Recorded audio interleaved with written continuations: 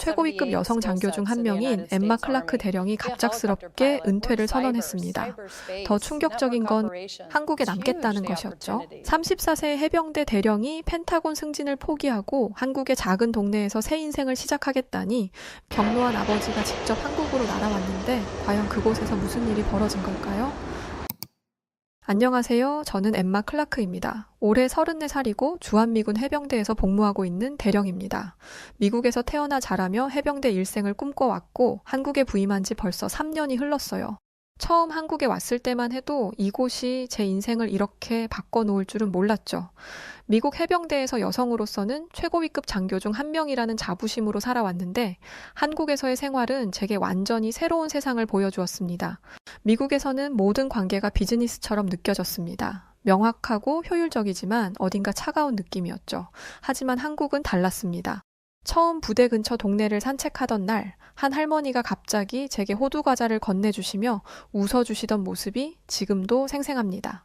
그때 느꼈던 따뜻함은 제가 미국에서 경험해본 적 없는 느낌이었죠. 부대에서도 한국 직원들과 일하면서 그들의 배려심과 정을 느끼기도 했어요.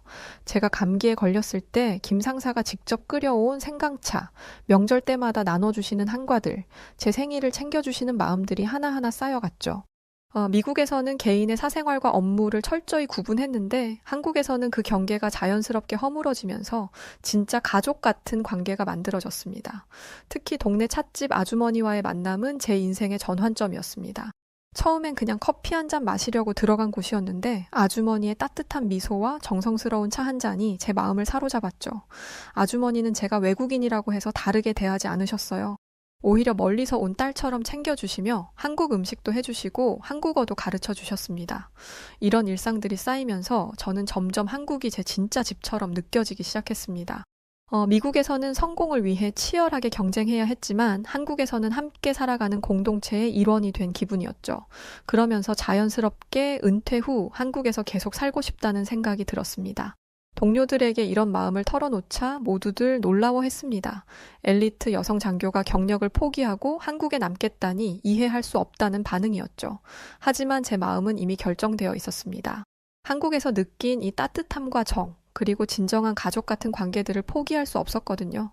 제가 은퇴를 고민한다는 소식이 아버지에게 전해졌을 때 아버지의 반응은 예상했던 것보다 훨씬 격렬했습니다. 아버지 역시 해병대 대령 출신으로 평생을 군인으로 살아오신 분이죠. 전화기 너머로 들려오는 아버지의 목소리에는 분노와 실망이 가득했습니다. 엠마, 네가 지금 뭔 소리를 하는 거냐? 네가 얼마나 많은 것들을 포기해가며 지금 이 자리까지 올라왔는데 한국 따위에 그 모든 걸 버리겠다고? 아버지는 제가 어린 시절 군인이 되겠다고 했을 때부터 지금까지 저를 지지해 주셨던 분입니다. 하지만 이번만큼은 달랐죠? 한국 사람들이 널 가족처럼 대해준다고? 그건 네가 미군이라서 그런 거야. 진짜 가족은 여기 미국에 있다고 생각 안 하냐? 아버지의 말에 저는 할 말을 잃었습니다. 물론 미국에 있는 가족들도 소중하지만 한국에서 느낀 그 특별한 유대감을 어떻게 설명해야 할지 몰랐거든요. 아버지는 즉시 한국으로 오겠다고 하셨습니다. 직접 와서 저를 설득해 미국으로 데려가겠다는 것이었죠. 며칠 후 아버지가 한국에 도착했습니다. 공항에서 만난 아버지의 표정은 여전히 굳어 있었고 제가 사는 아파트를 보시더니 더욱 심각한 얼굴로 한참을 말없이 서 계셨어요. 아버지에게는 한국의 모든 것이 낯설고 불편해 보였습니다. 이런 곳에서 네가 뭘 얻겠다는 거냐? 미국에서는 네가 펜타곤에도 갈 수 있고 더 높은 자리까지 올라갈 수 있어. 그런데 여기서 뭘 하겠다는 거야? 아버지와의 대화는 평행선을 달렸습니다. 저는 한국에서의 경험들을 하나하나 설명했지만 아버지는 그것들을 단순한 이국적 경험 정도로만 여기셨죠. 특히 김순자 아주머니 이야기를 했을 때 아버지는 고개를 저으며 말씀하셨습니다. 그런 건 어디서나 있는 일이야. 친절한 사람들 말이지. 하지만 그게 내 인생을 바꿀 이유가 될 수는 없어. 그날 밤 저는 아버지와 함께 동네를 걸었습니다. 한국의 밤거리, 포장마차에서 나는 냄새, 사람들의 웃음소리들이 아버지에게는 혼란스러워 보였어요. 아버지는 계속해서 미국으로 돌아갈 것을 종용했고 저는 점점 마음이 흔들리기 시작했습니다. 과연 제가 하려는 선택이 옳은 건지 확신이 서지 않았거든요. 다음 날 저는 아버지를 아주머니의 찻집으로 모셨습니다. 아버지가 제가 한국에서 어떤 사람들과 어떻게 지내는지 직접 보셨으면 했거든요. 찻집 문을 열고 들어가자 아주머니가 환한 미소로 저희를 맞이해 주셨습니다. 어머, 엠마야, 이분이 네 아버지시구나. 정말 닮았네. 어서 들어와. 아주머니는 아버지를 마치 오랜 친구처럼 자연스럽게 맞아주셨습니다. 아버지는 처음엔 어색해 하시더니 아주머니가 정성스럽게 끓여주신 차를 받아 드시며 조금씩 마음을 여시는 것 같았죠. 아주머니는 능숙한 영어는 아니지만 몸짓과 표정으로 아버지와 소통하려 노력하셨습니다. 엠마는 정말 좋은 딸이죠? 매일 여기 와서 한국말 배우고 우리 음식도 잘 먹고 처음엔 매운 것도 못 먹더니 이제는 김치찌개까지 잘 먹고 난 이렇게 싹싹한 외국인은 처음 봤어요. 아주머니가 제 이야기를 하시는 동안 저는 아버지의 표정을 유심히 지켜봤습니다. 아직은 경계심이 느껴졌지만 조금씩 누그러지는 것 같았어요. 아주머니는 제가 한국에서 어떻게 지내는지, 동네 사람들과 어떤 관계를 맺고 있는지 자세히 설명해 주셨습니다. 여기 사람들 모두 엠마를 진짜 딸처럼 생각해요. 명절 때도 혼자 있을까봐 걱정해서 다들 집으로 초대하고 싶어 하거든요. 아주머니는 계속해서 한국의 가족 문화에 대해 설명해 주셨습니다.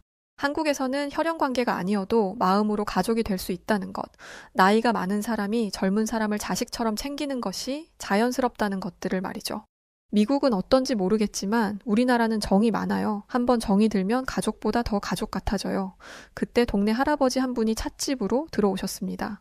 평소 저를 많이 예뻐해 주시던 분이었는데 아버지를 보시더니 반갑게 인사해 주셨어요. 할아버지는 한국전쟁 때 미군들과 함께 싸우셨던 분이라며 아버지에게 고마움을 표현하셨습니다.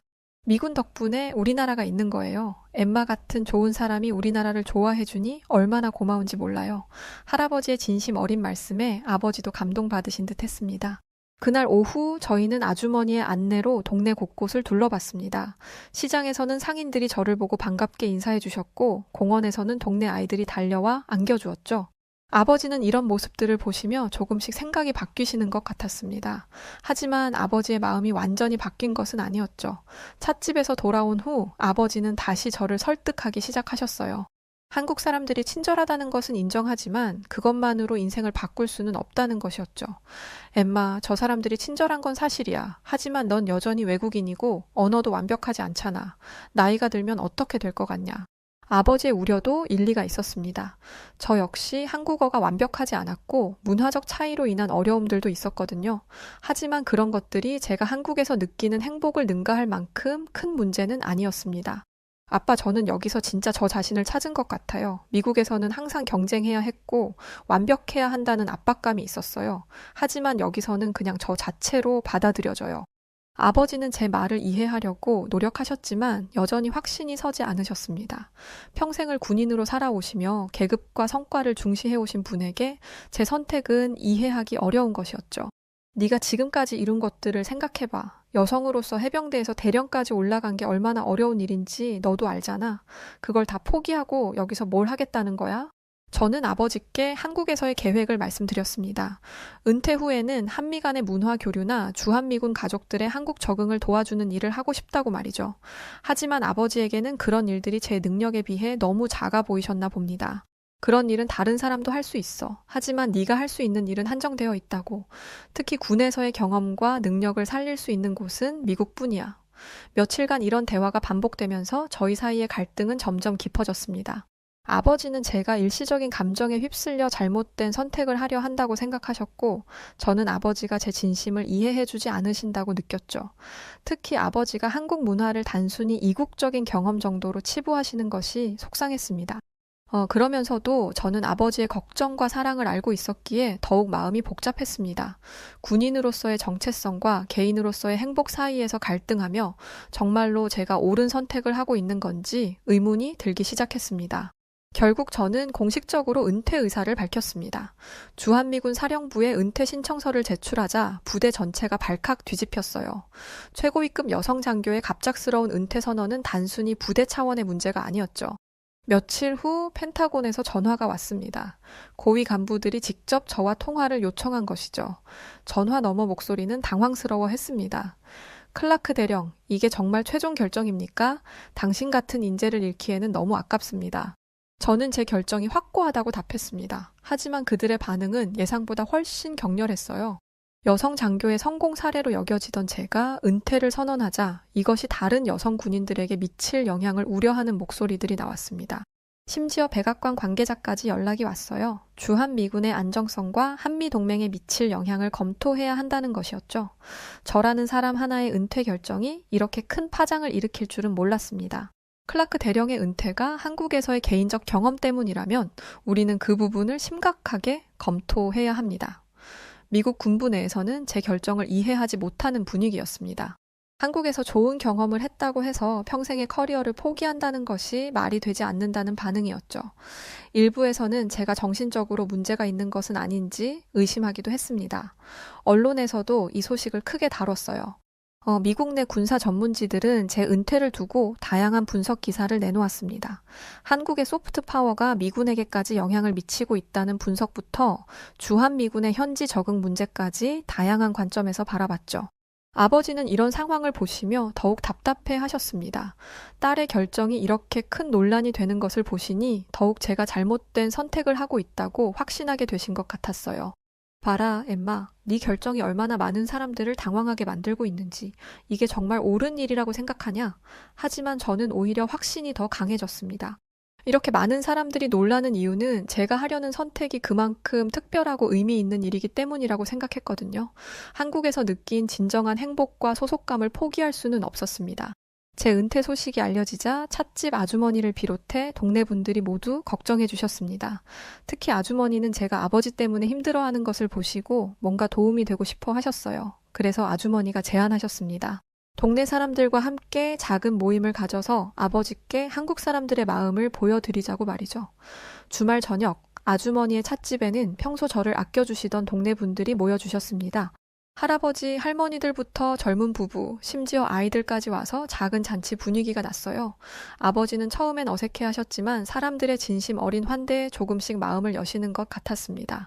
엠마가 우리한테 얼마나 소중한 사람인지 알아주세요. 우리도 엠마를 진짜 딸처럼 생각해요. 한 할머니가 아버지에게 이렇게 말씀하시자 다른 분들도 하나둘 저에 대한 이야기를 꺼내셨습니다. 제가 아플 때 챙겨준 것, 한국어를 배우려고 노력하는 모습, 동네 행사에 적극적으로 참여하는 것들을 하나하나 말씀해 주셨어요. 그때 찻집 아주머니가 아버지께 직접 말씀하셨습니다. 아버님 걱정되는 마음 이해해요. 하지만 엠마는 여기서 정말 행복해해요. 미국에서는 볼 수 없었던 표정으로 웃어요. 아주머니의 말에 저도 모르게 눈물이 났습니다. 아주머니가 그동안 저를 얼마나 세심하게 지켜봐 주셨는지 느껴졌거든요. 아버지도 아주머니의 진심을 느끼셨는지 표정이 진지해지셨어요. 한국에서는 가족이 꼭 피가 섞여야 하는 건 아니에요. 마음으로 가족이 되는 거예요. 엠마는 이미 우리 가족이에요. 이때 평소 과묵하셨던 할아버지가 아버지께 다가가셨습니다. 할아버지는 한국전쟁 당시 미군과 함께 싸우셨던 분으로 그때의 경험을 아버지께 들려주셨어요. 그때 미군들이 우리를 위해 목숨 걸고 싸워줬어요. 이제는 우리가 미군 가족을 우리 가족처럼 챙길 차례죠. 할아버지의 말씀에 아버지의 눈가가 촉촉해지는 것을 봤습니다. 그리고 마침내 아버지가 입을 여셨어요. 정말 고맙습니다. 딸을 이렇게 아껴주셔서. 하지만 아직도 걱정이 됩니다. 그때 찻집 아주머니가 아버지의 손을 잡으시며 말씀하셨습니다. 걱정 마세요. 우리가 엠마 잘 챙길게요. 아버님도 언제든 오세요. 여기 엠마가 우리랑 가족처럼 살고 있는 거면 아버님 집이기도 한 거죠. 언제든 오세요.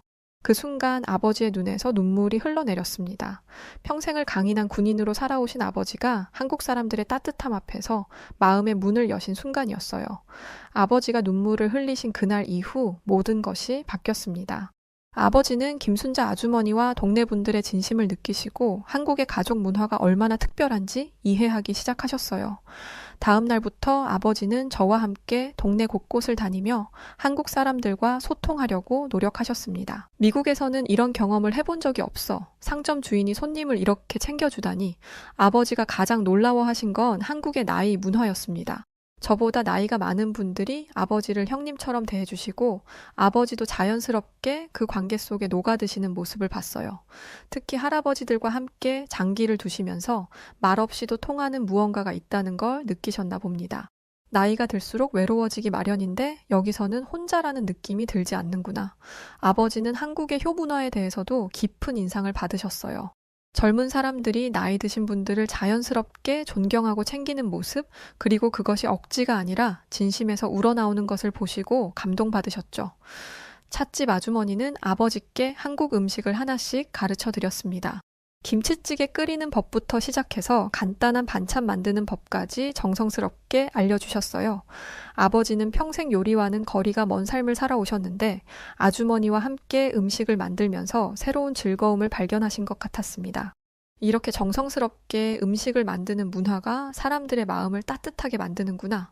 아버지는 특히 한국 사람들이 함께 밥을 먹는 문화에 깊은 감동을 받으셨습니다. 개인 접시가 아니라 큰 그릇에서 함께 나눠 먹는 것, 누군가 밥을 먹지 않았다고 하면 자연스럽게 챙겨주는 것들이 아버지에게는 신선한 충격이었어요. 미국에서는 각자 자기 몫만 챙기는 게 당연했는데 여기서는 내 것, 네 것 구분 없이 나누는구나. 며칠 더 지나면서 아버지는 제가 왜 한국에 남고 싶어 하는지 완전히 이해하게 되셨습니다. 한국에서의 삶이 단순히 이국적인 경험이 아니라 진정한 공동체의 일원이 되는 것임을 깨달으신 거죠. 특히 동네 분들이 아버지까지 가족처럼 받아주시는 모습을 보면서 한국 문화의 진정한 힘을 느끼셨나 봅니다. 엠마야, 이제 알겠다. 네가 여기서 느끼는 것들이 뭔지. 이건 정말 특별한 거구나. 아버지는 한국의 정문화가 개인주의적인 미국 문화와는 완전히 다른 차원의 행복을 제공한다는 것을 이해하셨어요. 경쟁과 성과보다는 관계와 소속감을 중시하는 문화 속에서 제가 진정한 안식을 찾았다는 걸 인정해 주셨습니다. 아버지의 마음이 바뀌자 저의 은퇴 계획도 더욱 구체화되었습니다. 단순히 한국에 머무르는 것이 아니라 한국과 미국을 연결하는 가교 역할을 하고 싶다는 꿈이 생겼거든요. 특히 주한미군 가족들이 한국 문화에 더 잘 적응할 수 있도록 돕는 일을 하고 싶었습니다.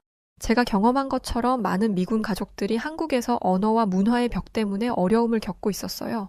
특히 배우자들과 아이들은 한국 생활에 적응하지 못해 스트레스를 받는 경우가 많았죠. 저는 이런 분들을 위한 문화 적응 프로그램을 만들고 싶었습니다. 찻집 아주머니에게 이런 계획을 말씀드리자 아주머니도 적극적으로 도와주겠다고 하셨어요. 동네 분들과 함께 미군 가족들을 위한 한국 문화 체험 프로그램을 만들어 보자고 제안해 주셨죠. 우리가 할 수 있는 일이 많아요. 한국 음식 만들기, 한국어 배우기, 전통놀이 체험하기. 이런 것들을 통해서 서로 이해할 수 있어요. 아버지도 이런 계획에 동의해 주셨습니다.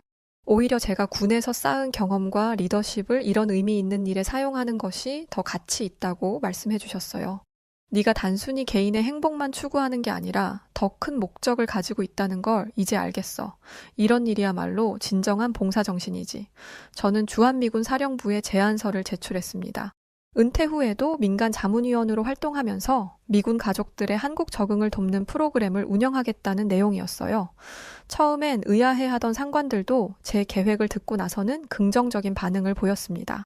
클라크 대령의 경험과 네트워크를 활용한다면 분명 의미 있는 성과를 낼 수 있을 것 같습니다. 한국 정부에서도 이런 민간 차원의 교류 확대에 관심을 보였어요. 한미 간 문화 교류가 단순히 공식적인 행사가 아니라 일상생활 속에서 자연스럽게 이루어지는 것이 더 효과적이라는 판단이었죠. 제 계획은 단계적으로 진행되었습니다. 먼저 김순자 아주머니의 찻집을 중심으로 작은 모임부터 시작해서 점차 규모를 확대해 나가는 것이었어요. 미군 가족들과 한국 가정을 연결해주는 멘토링 프로그램, 함께하는 요리 교실, 전통 문화 체험 등 다양한 활동을 계획했습니다. 제 이야기가 미국 언론에 알려지면서 예상치 못한 반응들이 나왔습니다. 처음엔 미군 장교의 이례적인 선택 정도로 보도되었는데 점차 한국 문화의 특별함에 주목하는 기사들이 늘어났어요. 특히 아버지가 함께 한국을 방문해서 직접 경험한 내용들이 알려지면서 더욱 화제가 되었죠. 아버지는 미국으로 돌아가신 후에도 주변 사람들에게 한국에서의 경험을 자랑스럽게 말씀하셨어요. 특히 동료 퇴역 군인들과의 모임에서는 한국 사람들의 따뜻함과 가족 문화에 대해 열정적으로 이야기하셨죠. 내가 평생 군인으로 살면서 세계 각국을 다녀봤지만 한국 같은 곳은 없었어. 진짜 가족이 뭔지 보여주는 나라인 거지. 그래서 참 신기하기도 하고 복잡한 마음이 드네. 아버지의 이런 이야기들이 입소문을 타면서 미국 내에서도 한국 문화에 대한 관심이 높아졌습니다. 특히 개인주의 문화에 지친 미국 사람들에게 한국의 공동체 문화가 새로운 대안으로 주목받기 시작했어요. CNN에서는 제 이야기를 특집으로 다뤘습니다. 미군 최고위급 여성 장교가 한국의 매력에 빠져 인생을 바꾼 이야기로 소개하면서 한국의 정문화와 가족 중심의 사회 시스템을 긍정적으로 조명했죠. 한국의 이런 문화적 매력이 바로 소프트 파워의 진정한 힘이다. 경제력이나 군사력이 아닌 사람의 마음을 움직이는 힘 말이다. 미국 국방부에서도 이런 현상을 주목했습니다. 주한미군들의 한국 적응도와 만족도가 다른 해외 주둔군에 비해 현저히 높다는 연구 결과가 나왔거든요. This is a 이것이 good show. 한국의 독특한 환대 문화와 관련이 있다는 분석이었어요. 워싱턴 포스트는 사설에서 이렇게 Yes, it's quite 썼습니다. funny. 한국의 정문화는 단순한 친절함을 넘어선 것이다.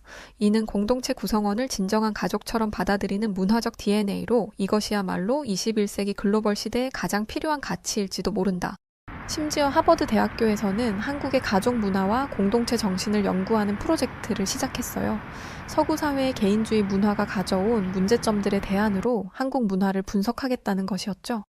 제가 시작한 문화 교류 프로그램도 미국 내에서 벤치마킹 대상이 되었습니다.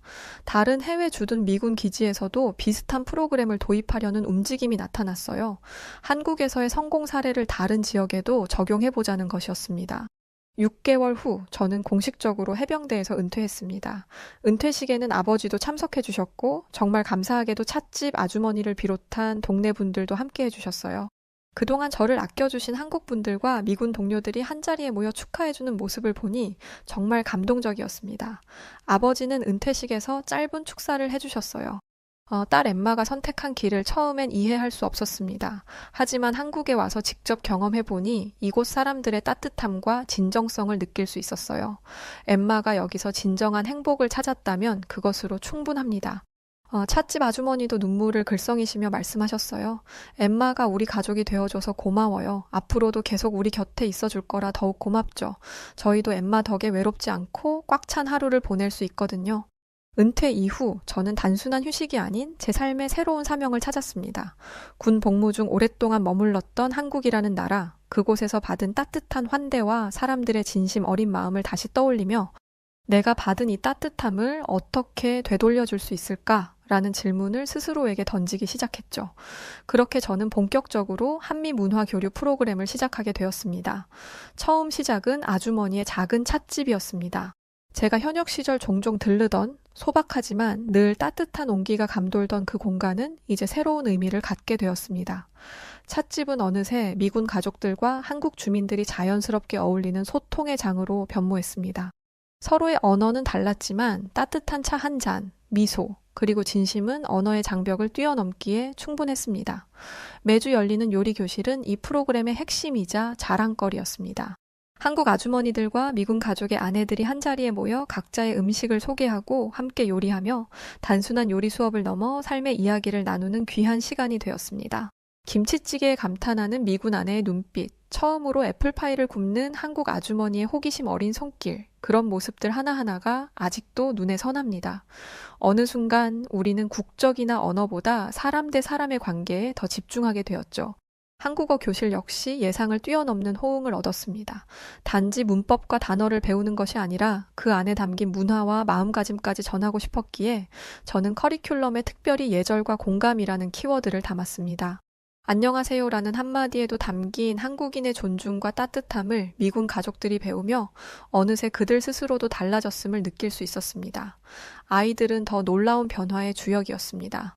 미군 아이들과 한국 아이들이 함께 어울려 제기차기, 윷놀이, 공기놀이 같은 전통 놀이를 배우는 모습은 매번 큰 감동을 안겨주었습니다.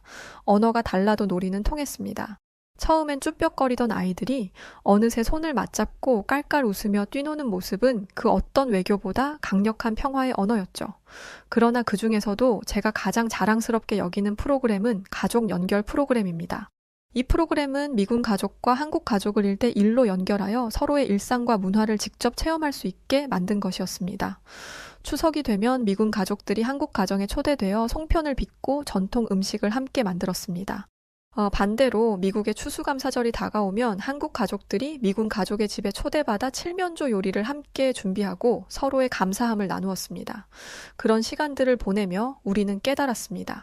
진정한 교류란 거창한 이벤트나 무대가 아니라 일상 속 따뜻한 손길과 마음의 공유에서 비롯된다는 것을요.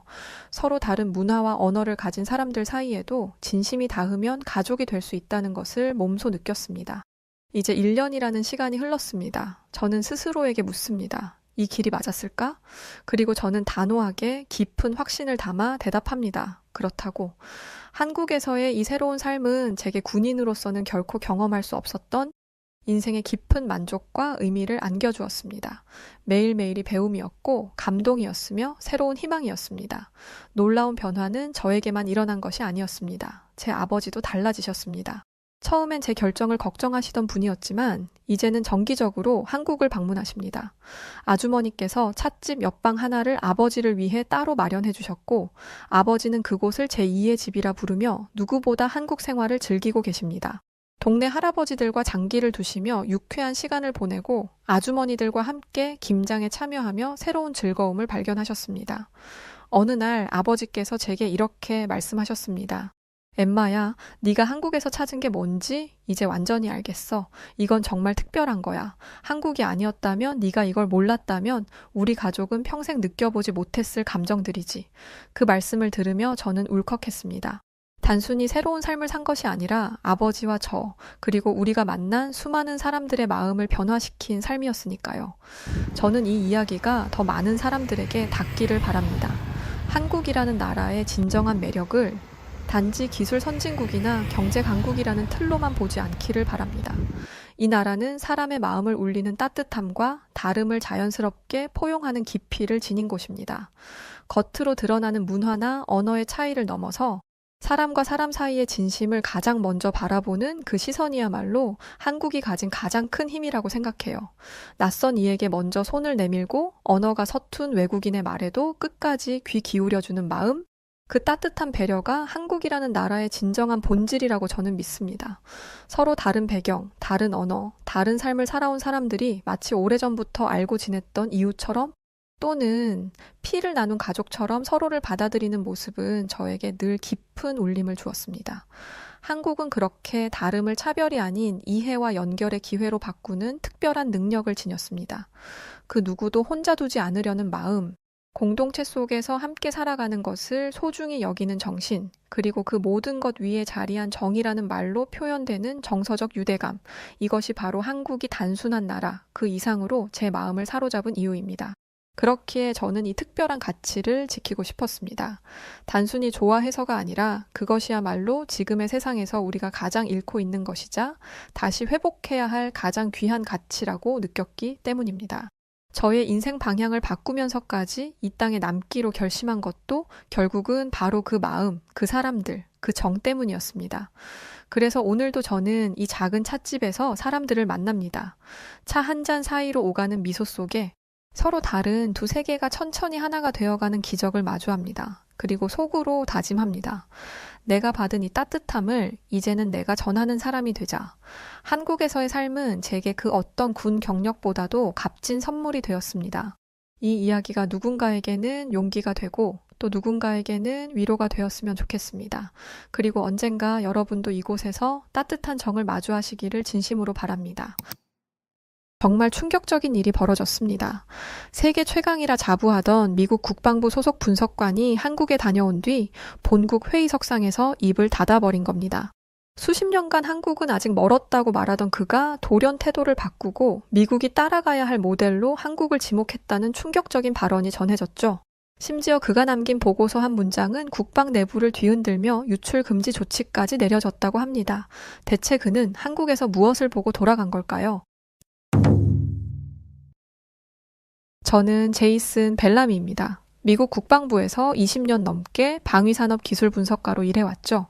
세계 각국의 군사 기술을 분석하고 평가하는 것이 제 일상입니다만 이번 한국 방문은 처음엔 그저 형식적인 일정이라 생각했습니다. 한국 국방부로부터 방위산업 회의 초청을 받았을 때 솔직히 크게 기대하지 않았어요. 미국의 군사 기술이 세계 최고 수준임을 알고 있었고 다른 나라들은 그저 따라가기에 바쁘다고 여겼기 때문이죠. 인천공항에 도착했을 때의 첫인상은 상당히 현대적이었습니다. 하지만 군사시설은 다를 거라 생각했죠. 아마도 구식 장비들을 가지고 최선을 다하고 있을 거라 예상했으니까요. 호텔의 짐을 풀고 창밖을 내다보며 서울의 빌딩들을 바라봤습니다.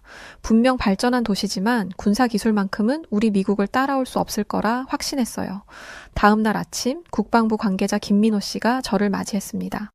벨라미 씨, 이번 방문을 통해 한국의 방위산업에 대한 새로운 시각을 가져가셨으면 합니다. 우선 K9 자주포와 K2 전차 시설부터 안내해 드리겠습니다. 웃으며 고개를 끄덕였지만 속으로는 보여줄 게 그것밖에 없나? 하는 생각이 들었어요. 미국은 이미 M109 자주포와 M1 에이브럼스 전차로 세계 최고 수준의 지상군 화력을 보유하고 있었습니다. 한국이 그보다 나을 리 없다고 단정했죠. 첫 번째 방문지는 K9 자주포 생산시설이었습니다. 거대한 공장 내부로 들어서자 정교한 생산 라인이 눈앞에 펼쳐졌어요. 김민호 씨가 자랑스럽게 설명했습니다. K9 썬더는 현재 전 세계 10개국 이상에 수출되고 있는 우리의 주력 자주포입니다. 최대 사격거리 40km에 달하며 자동 장전 시스템으로 분당 6에서 8발의 사격 속도를 자랑합니다. 그 숫자를 듣고 눈썹이 살짝 올라갔습니다. M109보다 사거리가 길다니 의심스러웠거든요. 실제 전투 상황에서도 그런 성능이 나오나요? 직접 시연을 보여드리겠습니다. 이동하는 차 안에서 창밖을 바라보며 생각했습니다. 아무리 좋은 장비라도 운용하는 군인의 수준이 중요하지 라고 말이죠. 미국군은 세계 최고의 훈련 시스템을 갖추고 있고 그것이 우리의 진정한 강점이라 믿었으니까요. 훈련장에 도착하자 실제 K9 자주포 부대가 훈련 중이었습니다. 전투 상황을 가정한 훈련이었는데 자주포가 위치를 잡고 사격 준비를 완료하는 속도가 놀라웠어요. 사격 개시부터 위치 이동까지 30초 이내에 완료합니다. 이를 슈팅 앤 스쿠팅이라고 부르죠. 라며 김민호 씨가 설명했습니다. 포탄이 목표물을 정확히 타격하는 모습을 지켜보며 처음으로 의구심이 들었어요. 미국 장비들도 물론 뛰어납니다만 이런 정확도와 기동성은 예상을 뛰어넘는 수준이었죠. 하지만 아직은 단정 짓기 이르다는 생각이 들었습니다. 아직 더 확인할 것들이 필요했다고나 할까요? 오후에는 K2 전차 생산시설로 이동했습니다. 현대로템의 엔지니어가 K2 전차의 첨단 기술에 대해 열정적으로 설명했어요. K2 흑표는 세계 최초로 자동화된 변속기를 탑재한 전차입니다. 또한 주행 중에도 목표물을 정확히 타격할 수 있는 포탑 안정화 시스템을 갖추고 있죠.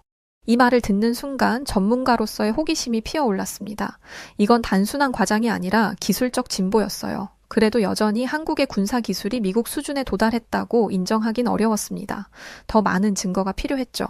첫날의 일정을 마치고 호텔로 돌아오는 길에 생각했습니다. 확실히 예상보다는 발전했어. 하지만 실전에서 증명된 건 아니야. 내일은 어떤 모습을 보여줄까? 둘째 날 저는 한국 육군 특수전사령부의 훈련시설을 방문하게 되었습니다. 미국의 특수부대 훈련시설을 많이 보아왔기에 큰 기대는 하지 않았어요. 그저 기본적인 훈련시설과 평범한 훈련 프로그램을 예상했죠. 하지만 제가 얼마나 큰 오산을 했는지 곧 깨닫게 되었습니다.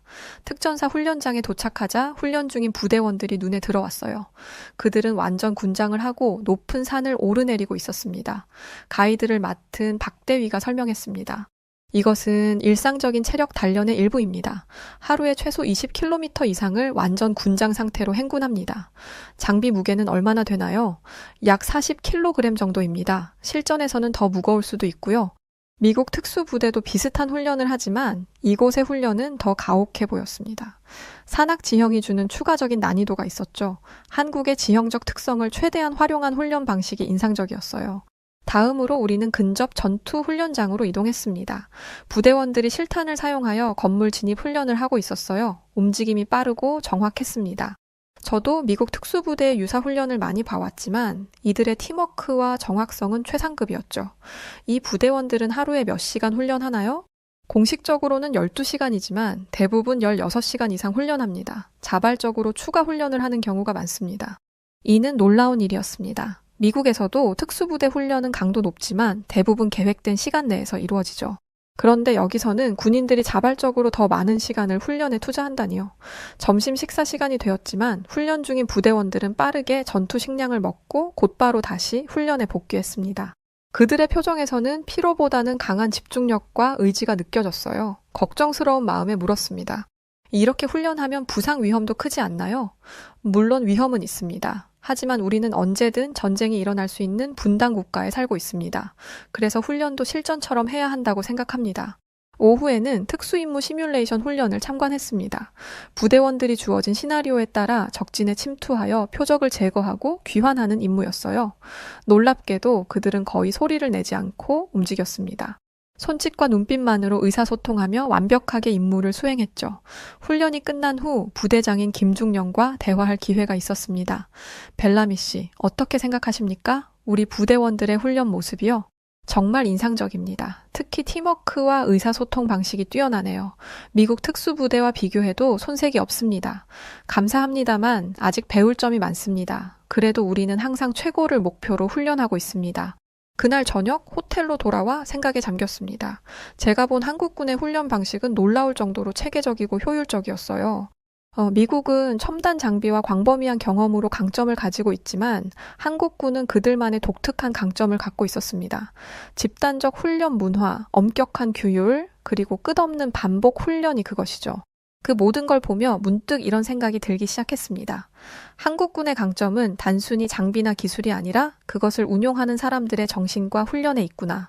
이것은 제가 미처 예상하지 못했던 부분이었어요. 기술적인 측면만 보려 했던 제 시각이 점차 넓어지고 있었습니다. 다음 날의 일정이 기대되기 시작했죠. 어쩌면 한국의 군사력에 대한 제 평가가 완전히 뒤바뀔지도 모른다는 생각이 들었습니다. 이제 더 깊이 들여다볼 준비가 되었어요. 셋째 날 아침 일찍 한국의 방위산업 연구개발 중심지인 국방과학연구소를 방문했습니다. 이곳은 한국의 독자적인 군사기술을 개발하는 핵심 기관이라고 했어요. 건물 외관은 평범해 보였지만 내부에 들어서자 첨단 연구시설이 눈앞에 펼쳐졌습니다. 안내를 맡은 이 박사가 말했어요. 벨라미 씨, 오늘은 우리 연구소의 주요 프로젝트들을 소개해 드리겠습니다. 먼저 우리의 레이더 및 전자전 시스템부터 보여드릴게요. 넓은 실험실에 들어서자 여러 엔지니어들이 복잡한 장비를 조작하고 있었습니다. 이 박사가 설명을 이어갔어요. 이것은 우리가 개발 중인 에이사 레이더 시스템입니다. 기존 레이더보다 탐지 범위가 30% 향상되었고 스텔스 기능을 갖춘 표적도 탐지할 수 있습니다. 이 기술은 미국의 최신 레이더 시스템과 비슷한 수준인데요. 어떻게 이런 기술을 독자적으로 개발할 수 있었나요? 처음에는 기초 기술을 해외에서 도입했지만 지난 20년간 집중적인 연구 개발을 통해 현재는 완전히 독자적인 기술을 보유하게 되었습니다. 우리의 목표는 언제나 세계 최고 수준이니까요. 다음으로 미사일 개발 부서로 이동했습니다. 그곳에서 현무 미사일 시스템에 대한 설명을 들었어요. 현무2는 한국형 탄도미사일로 사거리와 정확도 면에서 세계 최고 수준입니다. 현무3은 순항 미사일로 지상과 해상 목표물을 정밀하게 타격할 수 있죠. 이런 미사일의 정확도는 어느 정도인가요? CEP가 3m 이내입니다. 즉 목표물 3m 반경 안에 미사일이 명중한다는 뜻이죠. 이 수치에 깜짝 놀랐습니다. 미국의 최신 미사일 시스템과 비슷한 정확도였죠. 한국이 이런 수준의 정밀 무기를 개발했다는 사실이 믿기지 않았습니다. 점심 식사 후 K9 자주포와 K2 전차의 핵심 기술을 더 자세히 살펴보는 시간을 가졌어요. 이 박사가 K9 자주포의 첨단 기술을 설명했습니다. K9은 자동 장전 시스템과 디지털 화력 통제 시스템을 갖추고 있습니다. 무엇보다 중요한 것은 다중 탄약 동시 탄착 기능인데요. 여러 발의 포탄을 다른 각도로 발사해 동시에 목표물에 떨어지게 할 수 있습니다. 그건 정말 놀라운 능력이군요. 미국의 M1 공구도 유사한 기능을 갖추고 있지만 그 정확도가 항상 문제였거든요. 우리는 그 문제를 해결했습니다. 최신 알고리즘과 고정밀 센서를 통해 정확도를 크게 향상시켰어요. K2 흑표는 독특한 능동 현수 장치를 탑재하고 있어 험지에서도 안정적으로 주행이 가능합니다. 또한 120mm 주포는 무려 10km 거리에서도 효과적인 사격이 가능하죠. 10km라고요? 그 거리에서 어떻게 정확한 타격이 가능한가요? 우리가 개발한 첨단 표적 인식 시스템과 자체 개발한 탄도 계산 알고리즘 덕분입니다. 실제 시험에서도 8km 거리에서 80% 이상의 명중률을 기록했어요. 이것은 분명 미국 전차의 능력을 넘어서는 수준이었습니다. 저는 내심 충격을 받았지만 아직 완전히 인정하기는 어려웠어요. 실험실 환경에서의 결과일 뿐이겠지. 과연 실전에서도 그럴까? 마지막으로 무인 시스템 개발 부서를 방문했습니다. 그곳에서 군사용 드론과 무인 지상 차량을 직접 보았어요. 이 드론은 24시간 연속 비행이 가능하며 AI 기반 표적 인식 시스템을 탑재하고 있습니다. 이 무인 지상 차량은 험지에서도 자율 주행이 가능하며 유사시 전방 정찰이나 물자 운송에 활용됩니다. 하루 종일 본 한국의 첨단 군사 기술은 제 예상을 훨씬 뛰어넘는 수준이었습니다. 호텔로 돌아오는 길에 제 생각이 완전히 바뀌고 있음을 느꼈어요. 한국은 단순히 선진국의 기술을 따라가는 것이 아니라 독자적인 군사 기술을 개발하고 일부 영역에서는 세계를 선도하고 있었습니다. 내가 너무 편견을 가지고 있었나 하고 스스로에게 물었죠. 미국의 군사 기술이 최고라는 믿음이 처음으로 흔들리기 시작했습니다. 한국의 방위산업 기술은 분명 상상을 뛰어넘는 수준이었어요. 나흘째 되는 날, 저는 한국 국방대학교를 방문하게 되었습니다. 이곳은 한국군의 고위 장교들을 교육하는 기관으로 군사 전략과 전술을 연구하는 중심지라고 합니다. 미국의 국방대학도 방문한 적이 있어 두 기관을 비교해 볼 수 있겠다는 생각이 들었어요. 김 교수가 저를 안내했습니다. 벨라미 씨, 오늘은 우리 군의 전략적 사고방식과 교리에 대해 설명해 드리겠습니다. 한국군은 특수한 안보 환경 속에서 독특한 전략을 발전시켜 왔거든요. 첫 번째 강의실에서는 고위 장교들을 위한 전략 수업이 진행 중이었습니다. 강의 주제는 비대칭 전력 환경에서의 효과적인 방어 전략이었어요. 강사는 열정적으로 설명했죠. 우리는 적보다 수적, 양적으로 열세일 수 있습니다. 그러나 지형적 이점과 기술적 우위를 결합한 전략으로 이를 극복할 수 있습니다. 이 접근 방식에 흥미를 느꼈습니다. 미국은 대개 압도적인 화력과 기술력을 전제로 전략을 수립하지만 한국은 제한된 자원을 최대한 효율적으로 활용하는 방식으로 접근하고 있었어요. 이는 현실적이고 실용적인 전략이라는 생각이 들었습니다. 점심시간에 김 교수와 더 깊은 대화를 나눌 기회가 있었어요. 한국군의 최대 강점은 무엇이라고 생각하십니까? 저는 적응력이라고 생각합니다. 우리는 역사적으로 강대국 사이에서 생존해야 했고 전쟁에 패허해서 다시 일어나야 했습니다. 그 과정에서 어떤 상황에서도 적응하고 혁신하는 능력을 발전시켰죠. 이 말이 깊이 와닿았습니다. 적응력은 현대 전장에서 가장 중요한 자질 중 하나니까요. 그렇다면 미국군과 비교했을 때 한국군만의 독특한 전술적 접근법이 있을까요? 네, 있습니다. 우리는 속도전을 중시합니다. 북한과의 대치 상황에서 초기 대응이 매우 중요하기 때문이죠.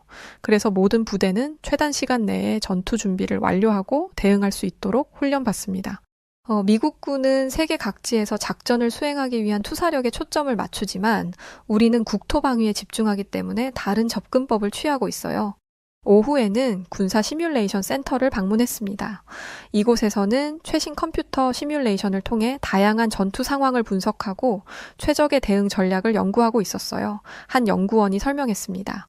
이 시뮬레이션은 다양한 변수를 고려하여 최적의 자원 배분을 계산합니다. 우리의 목표는 제한된 자원으로 최대의 효과를 내는 것이니까요. 시뮬레이션 화면을 보니 한국군은 지형을 최대한 활용하고 기습 공격과 신속한 후퇴를 반복하는 전술을 주로 사용하고 있었습니다. 이는 미국군의 압도적인 화력으로 적을 제압하는 방식과는 확연히 달랐어요. 이런 전술은 실제 훈련에서도 적용되나요? 물론입니다. 다음 주에 있을 한미연합훈련에서도 이런 전술을 볼 수 있을 거예요. 우리 특유의 기동전이 미국군의 화력전과 어떻게 조화를 이루는지 보실 수 있을 겁니다. 이어서 사이버 전쟁 대응 센터를 방문했어요. 이곳에서는 젊은 장교들이 가상의 사이버 공격에 대응하는 훈련을 하고 있었어요. 담당 장교가 설명했습니다. 현대 전쟁은 물리적 전장뿐만 아니라 사이버 공간에서도 벌어집니다. 우리는 특히 이 분야에 많은 투자를 하고 있습니다. 사이버 보안 분야에서 한국이 얼마나 진보해 있는지 보고 놀랐습니다. 미국도 물론 강력한 사이버 방어 체계를 갖추고 있지만 한국의 접근 방식은 더 통합적이었어요. 모든 군사 작전의 사이버 요소를 필수적으로 고려하고 있었습니다. 하루가 끝나갈 무렵 국방대학교 총장님과의 면담 기회가 있었습니다. 총장님은 경험 많은 원로 장군이었죠. 벨라미 씨, 오늘 우리 대학을 방문하신 소감이 어떠신가요? 매우 인상적입니다. 특히 한국군의 적응력과 효율성에 감명받았습니다. 미국군이 배울 점이 많다고 생각합니다. 우리는 서로에게서 배울 점이 있습니다. 한국군은 미국의 선진 기술과 경험에서 많이 배웠고 우리만의 방식으로 발전시켰죠. 앞으로도 양국 군대의 협력이 중요할 것입니다. 그날 저녁 호텔로 돌아와 창밖을 바라보며 깊은 생각에 잠겼습니다. 한국군의 전략적 사고방식은 제가 예상했던 것보다 훨씬 정교하고 현실적이었어요. 그들은 자신들의 상황에 맞는 독특한 전략을 발전시켰고 이는 분명 큰 강점이었습니다. 우리 미국은 세계 최강 군사력을 가지고 있지만 모든 상황에 적합한 것은 아닐 수 있겠구나. 처음으로 이런 생각이 들었어요. 한국이 가진 독특한 안보 환경과 제한된 자원 속에서 최대의 효과를 내기 위한 그들의 접근 방식은 분명 존중받을 만했습니다. 한국 방문 5째 날, 저는 드디어 실제 K9 자주포와 K2 전차를 시험해볼 기회를 얻었습니다. 육군 훈련장으로 이동하는 동안 마음은 설렘과 의구심이 뒤섞여 있었어요. 첨단 기술에 대한 설명은 들었지만 실제 성능은 직접 경험해봐야 알 수 있는 법이니 말이죠. 훈련장에 도착하자 거대한 K9 자주포가 우리를 기다리고 있었습니다. 이상하게도 같은 크기의 M109보다 더 날렵해 보였어요. 박 대령이 저에게 말했습니다. 오늘은 벨라미 씨가 직접 K9을 조작해 보실 겁니다. 물론 저희 조교의 지도하에서요. 조금 긴장된 마음으로 승차했습니다. 내부는 상당히 인상적이었어요. 디지털 화면들이 차량 상태와 주변 환경, 타격 목표 등의 정보를 실시간으로 보여주고 있었습니다. 미국의 M109도 현대화되고 있지만 이 정도 수준의 디지털화는 아직 이루지 못했다는 생각이 들었어요. 조교가 설명을 시작했습니다. K9의 핵심은 자동화된 사격 통제 시스템입니다. 목표물이 설정되면 포신 각도, 장전, 발사까지 자동으로 이루어집니다.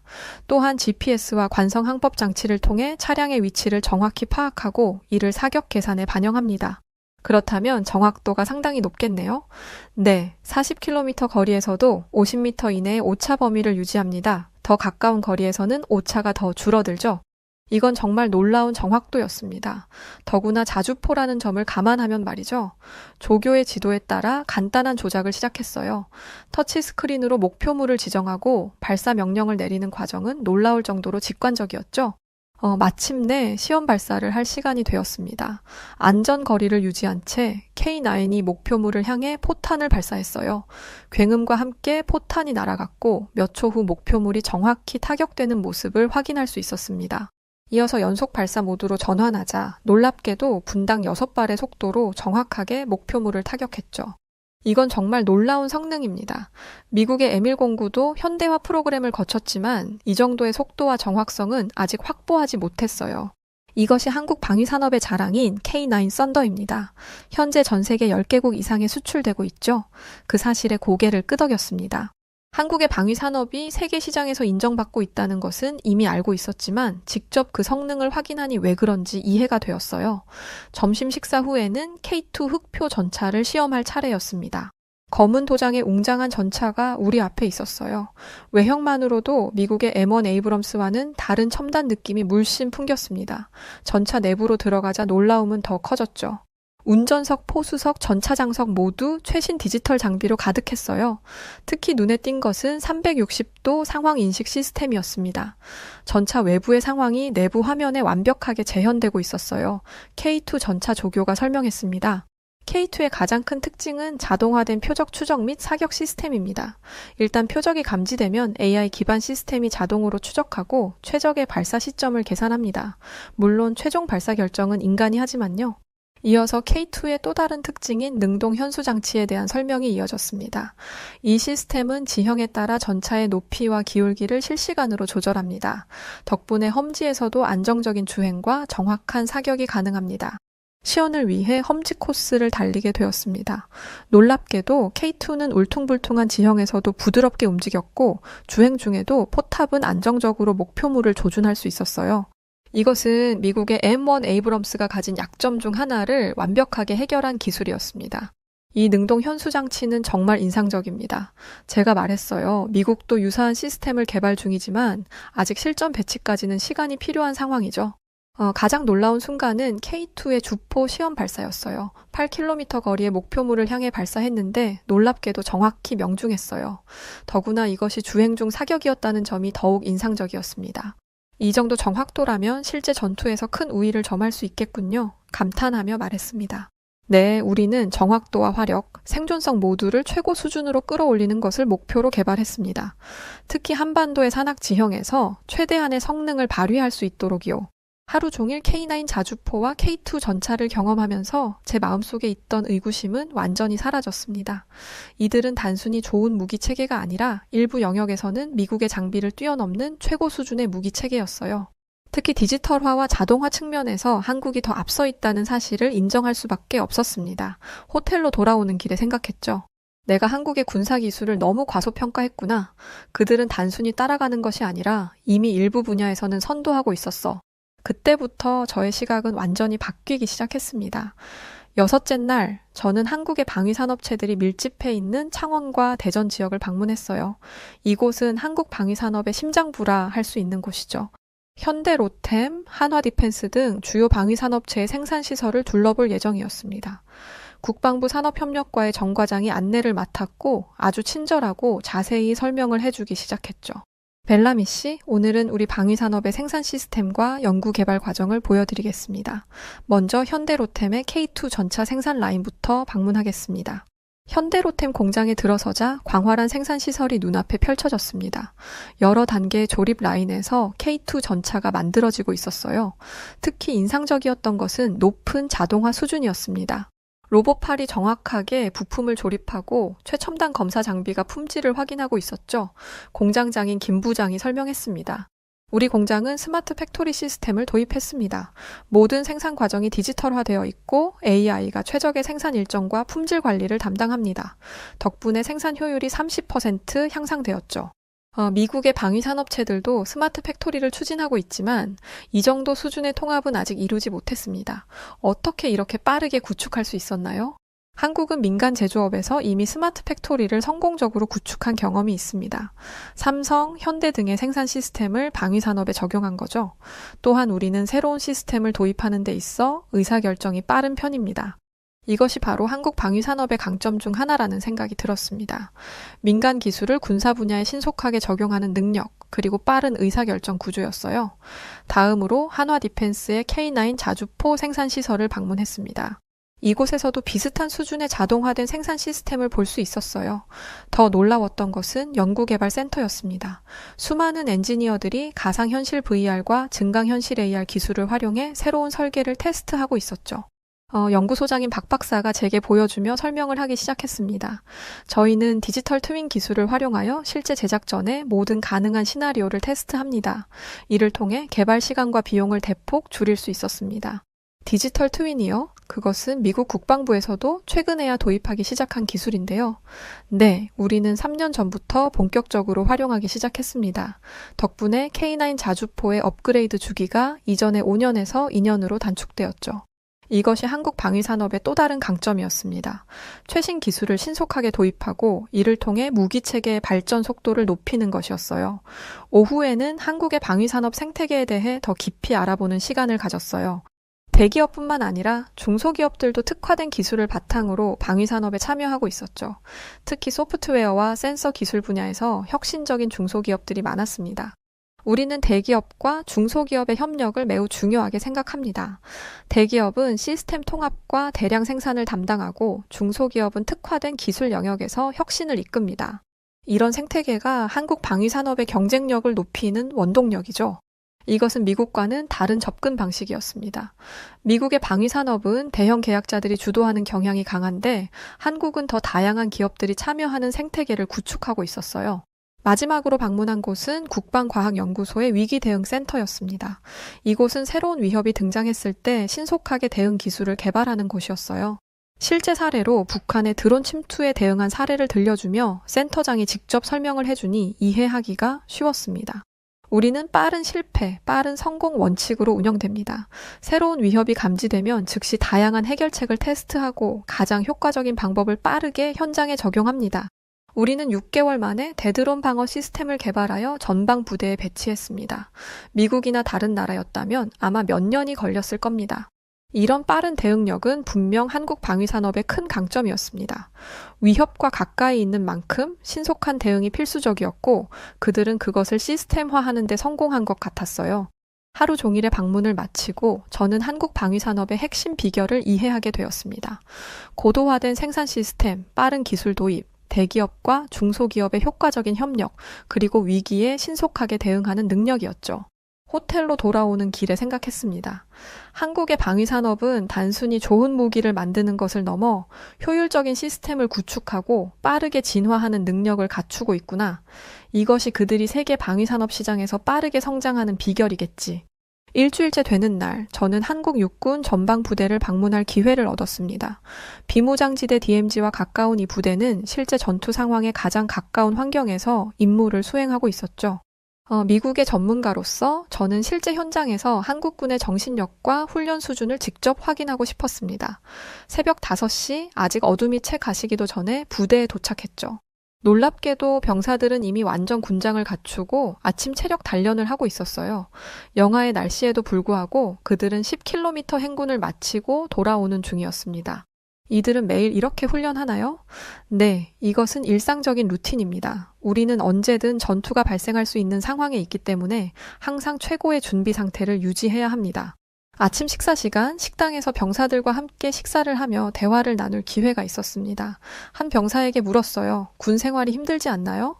물론 힘듭니다. 하지만 우리는 조국을 지키는 최전선에 있다는 자부심이 있습니다. 그것이 어떤 어려움도 이겨낼 수 있는 원동력이죠. 저희는 실제로 적과 마주하고 있습니다. 언제든 전투가 시작될 수 있다는 것을 알기에 훈련에 더욱 진지하게 임하게 됩니다. 이런 대화를 통해 한국 군인들의 높은 사명감과 자부심을 느낄 수 있었습니다. 미국 군인들도 물론 애국심과 사명감이 강하지만 한국 군인들은 더욱 직접적인 위협 속에서 그런 정신을 발전시켜 왔다는 차이가 있었어요. 오전 중에는 부대의 대응 훈련을 참관했습니다. 갑작스러운 경보와 함께 모든 병사들이 즉시 전투 태세를 갖추는 모습이 인상적이었어요. 불과 몇 분 만에 전체 부대가 완전 전투 준비를 마쳤습니다. 이런 대응 속도는 정말 놀랍습니다. 우리는 황금 시간의 중요성을 잘 알고 있습니다. 초기 대응이 전투의 승패를 가르기 때문이죠. 그래서 모든 병사들은 수면 중에도 5분 이내에 전투 태세를 갖출 수 있도록 훈련받습니다. 오후에는 실제 무기를 사용한 전투 훈련을 참관했습니다. K2 전차와 K9 자주포, 보병들이 협력하여 가상의 적을 제압하는 종합 훈련이었어요. 특히 인상적이었던 것은 부대원들 간의 완벽한 협력과 의사소통이었습니다. 우리는 팀워크를 매우 중요하게 생각합니다. 개인의 능력도 중요하지만 결국 전투에서 승리하는 것은 부대원들이 하나로 움직일 수 있느냐에 달려 있습니다. 이것은 한국군의 또 다른 강점이었습니다. 집단주의적 문화 배경이 군사훈련에서는 긍정적으로 작용하고 있었어요. 개인의 영웅주의보다는 팀으로서의 완벽한 협력을 중시하는 문화였습니다. 훈련이 끝난 후 부대원들과의 대화 시간이 마련되었습니다. 한 장교가 물었어요. 벨라미 씨, 미국군과 한국군의 가장 큰 차이점은 무엇이라고 생각하십니까? 미국군은 개인의 역량과 판단을 중시하는 경향이 있습니다. 각 병사가 상황에 맞게 독립적으로 판단하고 행동할 수 있는 능력을 키우죠. 반면 한국군은 팀워크와 집단적 행동에 더 초점을 맞추는 것 같습니다. 둘 다 각자의 장점이 있다고 생각합니다. 저녁 식사 후 장교들과의 비공식적인 대화 자리가 마련되었습니다. 그곳에서 한국 군인들의 정신적 측면을 더 깊이 이해하게 되었어요. 우리는 극기 훈련을 매우 중요하게 생각합니다. 이는 단순히 신체적 한계를 극복하는 것을 넘어 정신적 회복력을 기르는 과정입니다. 어떤 극한 상황에서도 임무를 완수할 수 있는 정신력을 기르는 것이죠. 또한 우리는 희생 정신을 중요시합니다. 개인보다 부대와 국가를 우선시하는 정신이죠. 이것이 우리 군의 핵심 가치 중 하나입니다. 이런 대화를 통해 한국군의 정신적 강인함의 원천을 이해하게 되었습니다. 그것은 단순한 애국심이나 의무감을 넘어 깊은 문화적, 역사적 배경에서 비롯된 것이었어요. 하루 종일 전방 부대를 경험하면서 저는 한국군의 진정한 강점을 발견했습니다. 그것은 첨단 무기나 기술이 아니라 그것을 운용하는 사람들의 정신과 태도였어요. 극한의 훈련, 강한 책임감, 집단적 협력 정신, 그리고 무엇보다 국가 방위에 대한 확고한 사명감이었습니다. 호텔로 돌아오는 길에 생각했어요. 아무리 첨단 무기를 갖추어도 결국 그것을 운용하는 인간의 정신력이 승패를 가른다. 한국군은 이 점을 정확히 이해하고 있구나. 방문 8째 날 저는 한국 국방부에서 미래 전략 계획에 대한 브리핑을 받게 되었습니다. 이제까지 현재의 기술과 시스템을 보았다면 오늘은 한국이 어떤 방향으로 나아가고 있는지 알아볼 차례였죠. 브리핑룸에 들어서자 국방부 미래전략기획관인 강 장군이 저를 맞이했습니다. 벨라미 씨, 오늘은 한국 국방의 미래 청사진을 공유하려고 합니다. 특히 우리가 집중하고 있는 3가지 핵심 영역을 중심으로요. 대형 스크린에 국방개혁 2.0이라는 제목의 프레젠테이션이 시작되었습니다. 강 장군이 설명을 이어갔어요. 우리의 첫 번째 중점 영역은 첨단 무인 체계의 전력화입니다. 드론, 자율주행 무기, 무인 수색 정찰 시스템 등 미래 전장은 인간이 직접 위험에 노출되지 않는 방향으로 진화하고 있습니다.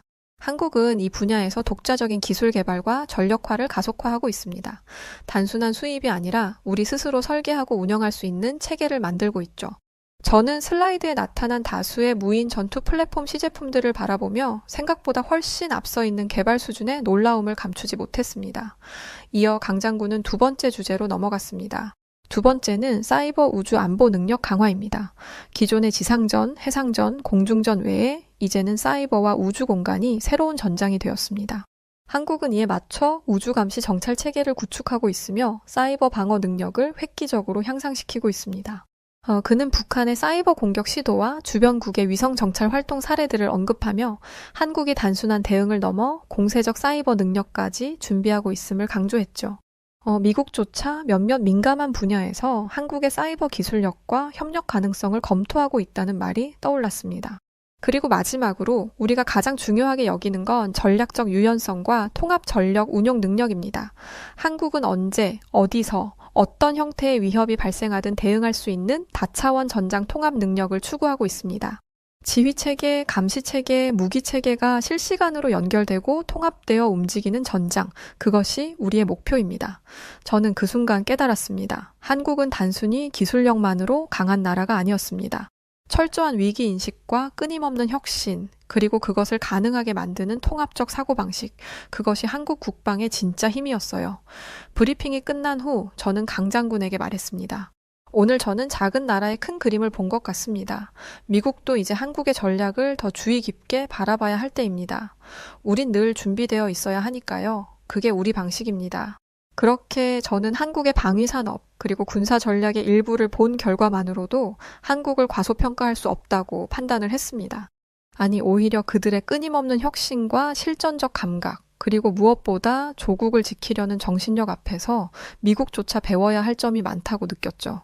처음 이 땅을 밟을 때 나는 분명 우리가 가르쳐줄 무언가가 있다는 어리석은 생각을 했었습니다. 하지만 지금 저는 확신하고 있어요. 진정한 배움은 겸손에서 시작된다는 것을 말이죠. 그래서 저는 결심했고 현재 한국의 군사 기술과 전략적 사고, 그 강인한 정신력을 있는 그대로 전 세계에 알리려 노력 중에 있습니다. 한국은 더 이상 조용한 중견국이 아니기에 이제는 누구도 무시할 수 없는 군사 강국이라는 것을 알아야 한다고 생각하고 있죠. 한국은 이제 미국이나 다른 강대국들과 견줄 수 있는 진정한 군사 강국으로 우뚝 섰고 그들의 미래는 더욱 밝다는 것을 너무도 잘 알고 있습니다. 그리하여 최고 수준에 있으며 미국의 군사 기술이 오히려 한국을 따라잡는 것이 어려울 수도 있다고 판단하여 현재는 한국을 모델 삼아 여러 시도를 하고 있습니다. 다가올 미래 한국의 대단한 모습을 저는 감히 상상해보고 있답니다.